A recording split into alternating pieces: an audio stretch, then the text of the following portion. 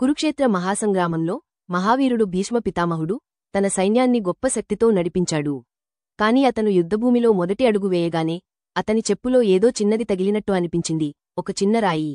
మొదట అతను దానిని పట్టించుకోలేదు. ఇది చిన్న విషయానికి నేను తర్వాత చూసుకుంటాను అని అనుకున్నాడు. కాని యుద్ధం కొనసాగుతుండగా చిన్నరాయి అతని పాదానికి రాసుకుని లోతైన గాయం చేసింది. రోజు చివరికి అతని పాదం రక్తస్రావం అవుతోంది. దానితో పోరాడటం కష్టమైంది. ఆ రాత్రి భీష్ముడు తన చెప్పు తీసి నిట్టూర్చాడు. చిన్న సమస్యను నిర్లక్ష్యం చేస్తే అది పెద్ద విపత్తుగా మారుతుంది. ఇది నిజం కదా. మనల్ని కుదిపేసేది పెద్ద తుఫానులు కాదు, మనం పట్టించుకోని చిన్న పగుళ్ళు. పట్టించుకోకుండా వదిలేసిన చిన్న తప్పు, పరిష్కరించని చిన్న వాదన, కాలక్రమేణా పెరిగే చిన్న చెడు అలవాటు.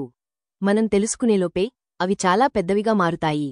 భీష్ముడు దానిని కష్టంగా నేర్చుకున్నాడు. కానీ మీరు అలా చేయవలసిన అవసరం లేదు. మరుసటి రోజు భీష్ముడు మళ్లీ యుద్ధభూమిలోకి అడుగుపెట్టాడు. మరింత బలంగా, మరింత జ్ఞానంతో మరియు నొప్పి లేకుండా. కాబట్టి మిత్రులారా, మీ జీవితంలో చిన్నరాయి ఏమిటి? దాన్ని తీసివేయడానికి సమయం వచ్చిందేమో. అది మిమ్మల్ని ముందుకు సాగకుండా ఆపే ముందే